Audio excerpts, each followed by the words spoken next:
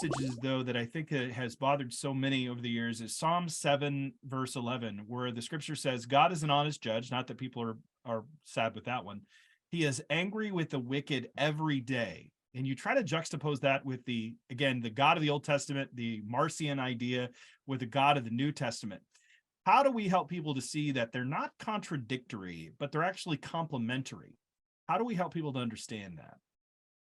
Yeah, it's hard. And again, I just will say this again: it does take work.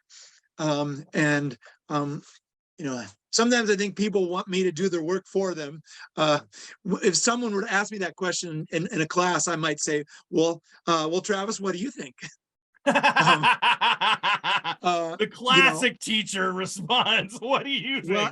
Well, and buy would my time. I need to think. Yeah, no, but exactly. It gives me time. The other thing, though, I'd say is often when Jesus gets asked a question, he responds with a question, because it's about relationship. And so, again, another good answer to a hard question is I don't know. And I'm okay saying I don't know. But then sometimes I will follow that up with but here are a couple thoughts. And they may not answer your question for you, but here are a couple thoughts. Again, when I look at God's anger, the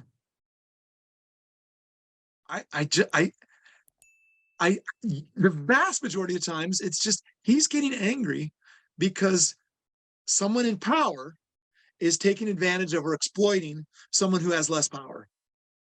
The classic place I look to, again, this is just a couple chapters after the 10 Commandments. The 10 Commandments are Exodus 20. This is Exodus 22. God says, Exodus 22, verse 21, you shall not wrong or oppress a foreigner, an alien. You are aliens. You're not going to abuse widows or orphans.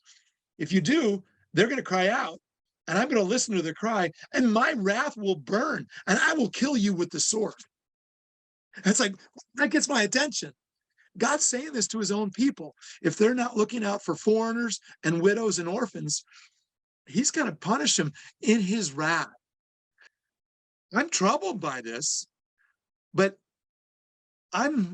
if I were a widow or an orphan or a foreigner that had been oppressed, I probably wouldn't be quite as troubled by it, because it looks like when it doesn't seem like anybody's got my back, the God of the universe is looking out for me.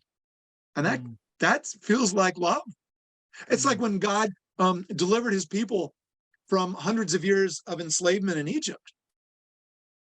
He exercised wrath towards the Egyptians in the same way that he was expressing deliverance and compassion. Wrath and compassion are often flip sides of the same coin. It's the same action. But if you're the ones being delivered, it's compassion. If you're the ones being punished, it's judgment or wrath. So, I think that's part of how I make sense of it. But it can be confusing and hard, and I'll acknowledge that.